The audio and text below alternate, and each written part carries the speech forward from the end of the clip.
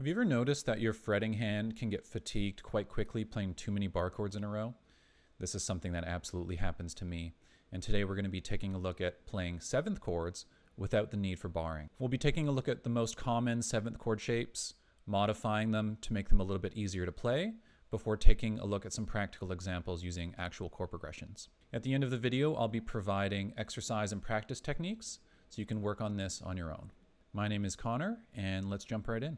The first thing I want to talk about is the diagram at the bottom of the screen. It gives us a lot of information actually. So it's telling us the name of the chord, how to actually play it, the fingerings on the fretboard. And I also included the intervals of the chord and the way that they are stacked for each of the shapes. So this is saying a root, this note is the 7, this note is the 3rd, this note is the 5th. So for each of the diagrams, it will be indicating that as well.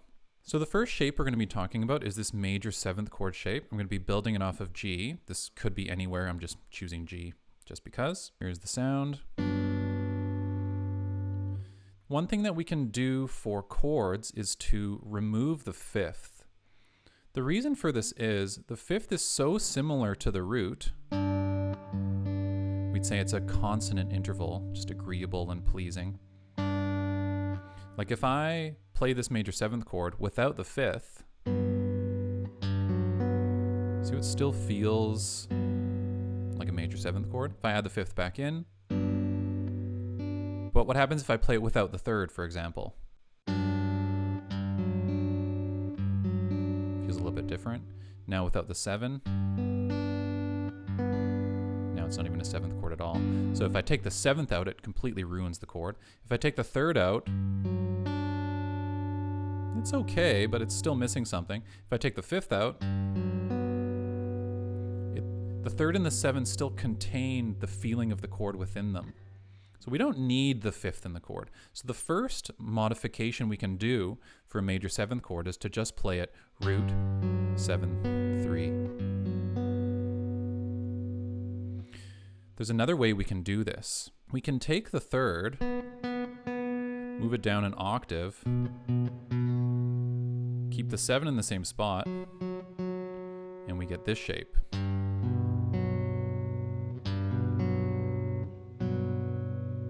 This is still a major 7th chord in the same way that this is, and the same way that this is.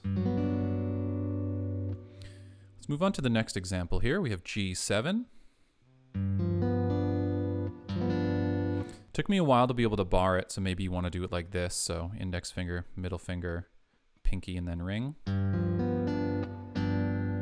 We've got a root, flat 7, 3rd, and a 5th. In the same way that we removed the 5th from the major 7th chord, we can do the same here. So we can play a dominant chord just like this. And in the same way that we took the 3rd and moved it down an octave, we can do that here as well. So we get this shape. Let's move into our minor 7th chord shape on the E string now. Some people like to play it with a finger on each fret. I personally like to bar with my ring finger, middle finger up top. Sometimes I'll use one finger to get it. It doesn't really matter. You can pick which one you like. There are different contexts which I would use one or the other. For now, it's the theory that's important. This chord is built of a root, flat 7, flat 3, and a 5. We're going to follow the same logic to modify this by simply omitting the 5th. So I've just got a root, flat 7, flat 3, G minor 7. Let's take that 3rd, move it down an octave, and keep the flat 7 in the same spot. Now we got root, flat 3, flat 7, G minor 7. And the last one we're going to be talking about is the minor 7 flat 5 chord, otherwise known as half diminished. Personally, I call it minor 7 flat 5, but you should know that it could be either. You're probably noticing though that playing root, flat 7, flat 3 is a minor 7th chord. But this shape, if you think about it, is contained in both chords. So you could play this for a minor 7 flat 5 chord or a minor 7th chord. It implies both since there is no 5th. So you could use it for either, which is kind of cool. Same logic. We're going to move the 3rd down, play it like this. I could also omit the 7 now and just play the root, the flat 5, and the flat 3. So root, flat 5, flat 3. Just playing a diminished triad now. You don't need to add the 7th in there. Let's say someone else was playing the full minor 7 flat 5 chord and we just wanted to add to it, then we could choose this shape. The other option is to omit the 3rd, so we can play root, flat 5, flat 7. Doesn't sound so good. I probably wouldn't even use this in this register, but the theory and the logic is the important point about this video. Now that we've gone through the 4 main 7th chord shapes for the E string, we're going to go through the same process and do this for the A string now. We'll start with this shape. So this is a major 7th chord built on C on the A string. And in this shape, we've got the intervals root, 5th, 7, 3.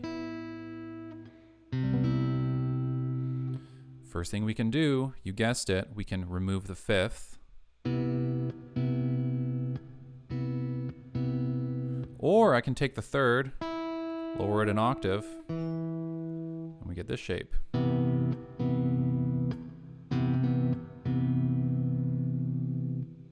Next up is the dominant chord.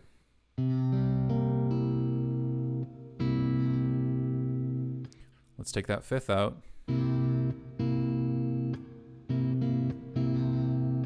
It's still technically barring, so I can also play it like this. That's still kind of a stretch for me though, so what we can do is take that 3rd, lower it down, flat 7 can stay, and we get this shape.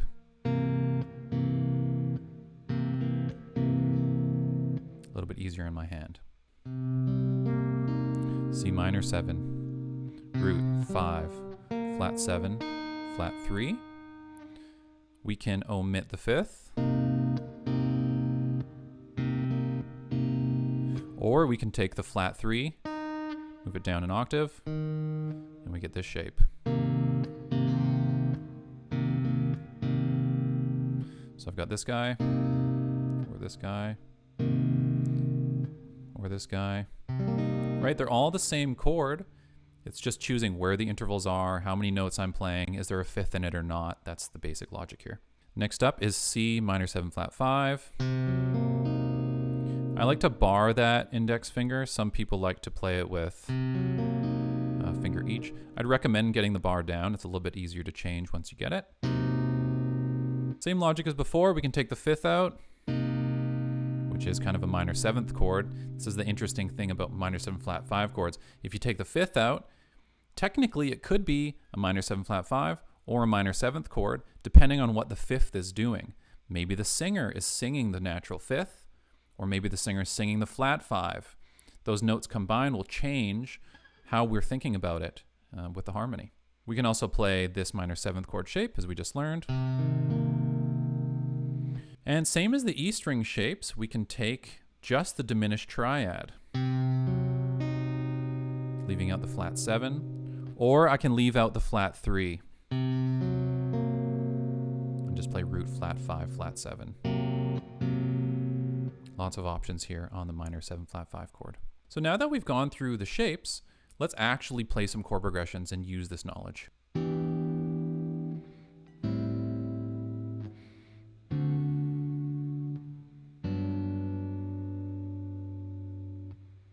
Very common progression. If you understand the number system, I'm not going to explain it in this video. I've indicated the place of the chords in their key. So we've got 6 minor 7, 2 minor 7, 5 dominant, and 1 major 7. We're in the key of G here. We've got a few bar chords that we can modify to make it a little bit simpler. So this E minor 7th chord, We had a few options from the examples we went over. We had this guy. We've also got this guy. I chose this one for the example. Now moving into A minor 7, the 2 chord of the key. I can just play the root flat 7, flat 3. Could have also played this shape, root flat 3, flat 7. It's a little bit low in the register for my liking, so personally I chose this one. So we've got E minor 7, A minor 7. We had this guy, the dominant bar on the A string. We could have done this. Again, it doesn't get rid of the bar, but it's a little bit different of a chord type, which you may want to use. Instead, I chose this, root 3, flat 7. Really easy on my hand. It's such a natural position for my hand to fall in. And then moving to the 1 chord, so this will be G major 7. I chose to omit the 5th in this example. Altogether, it sounds like this.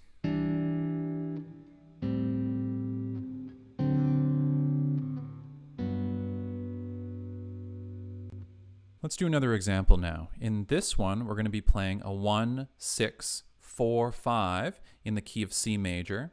Using sevenths, that'll give us the chords C major 7, A minor 7, F major 7, to G 7, or G dominant. So, for the A string, we had 2 major 7th chord shapes. We had this one, and we had this one. It's the same chord, the 3rd is just in a different place. I went with this option. Next up, we had the minor 7th chord on the E string. I chose this shape. Moving down to the major 7th chord shape on the E string, F in this context. I chose this shape. I could have went with this one.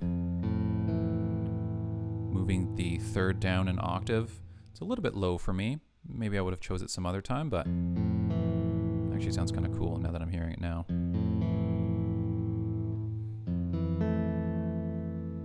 So C major 7, A minor 7, F major 7. Now we need to get to G dominant next. There's G. There's the big dominant chord. I don't want to bar it because I'm lazy. I want the flat 7 and the flat 3, no 5.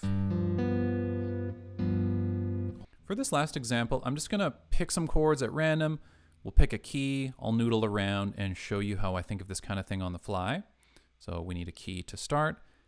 I'll choose the key of B. Sure. So key of B major. We need some chords. Let's go 1, 3, 4, 6, for example. The 1 chord will be B major 7. Its 3 chord is D sharp minor 7, up to E major 7, and down to G sharp minor 7. So one more time. B major 7, D sharp minor 7, E major 7, G sharp minor 7.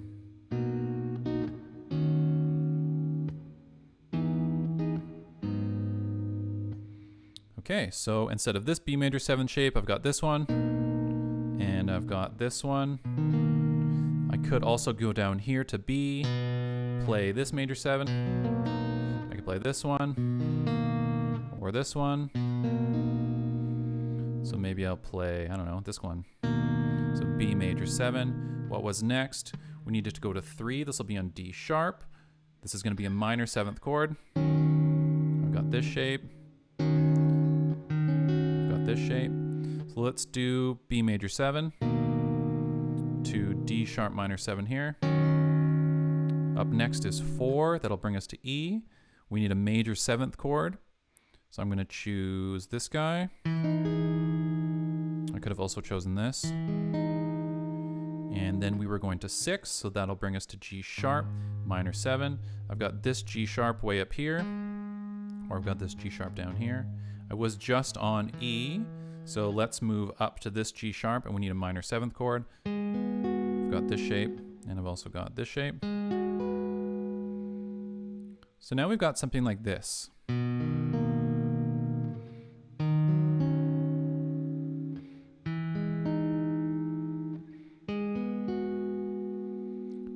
going to change it up now by moving to the other options for the different strings. I'll play a major 7 here, minor 7 like this,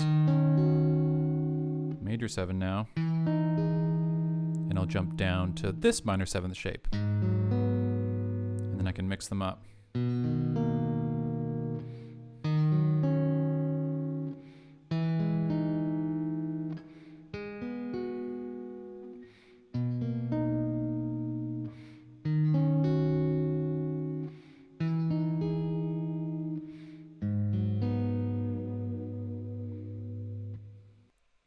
Exercise. So take these chord progressions and play them without the use of bar chords. Pretty straightforward, I think. Next, I want you to compose your own chord progressions. So I want you to do 3 of these. Start by writing a chord progression using 7th bar chords, and then modify them to be played without the need for barring. The benefits: you get to learn the notes of the musical alphabet and how to see where these are on your guitar, be able to think quickly to create chord shapes on the fly, be able to choose chords that are suitable for the context you are playing within. I think this is the most important point of this. Relative to if you're playing by yourself, maybe you want to play bar chords to get the full sound out of the chords, or if you're playing in a full band setting where there's a piano, there's a singer, there might be a saxophone, they're taking up notes of the chords as well, and you as the guitar player have the option to omit certain notes relative to what the other instruments are playing. And you get to add to a jam without taking up space. The only way to start developing familiarity with this type of thinking is doing the exercises, thinking about what notes you're playing, how the intervals are laid out in the chord voicings that you're doing, watching the 3rd go down, taking the 5th out. You got to think about this stuff. At first, it's going to be mentally exhausting to really think about it, but that's what learning feels like. And eventually, it becomes a little bit more instinctive and automatic. I don't need to think too long to see where the 3rds and the 5ths are because I've sat down and actually done the exercises. So I want you to do that too. I've provided everything for you. So grab your guitar, load up the exercise page, and try to figure these out on your own. If you have any questions, let me know in the comments below and I'll respond to you there. Or if you have any other content you'd like me to talk about, please let me know below. Liking or subscribing to this video really helps me out and put this kind of content out there. So thank you for that, and I'll see you in the next one.